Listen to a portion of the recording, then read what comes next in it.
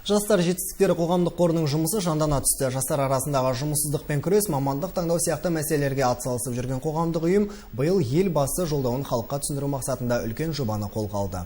Ауқымды жоба аясында облысымыздың түкпір-түкпірінен 60-тан астам кездесу ұйымдастыру жоспарланып отыр. Сондай-ақ үкіметтік емес ұйым биыл алғаш рет денсаулық сақтау саласындағы әлеуметтік тапсырысты іске асырмақ. Қос жобаға 6 миллион теңгеге жуық қаражат қарастырылған. Жылда облыстық бюджеттен үкіметтік емес ұйымдарына мемлекеттік әлеуметтік тапсырыс береді.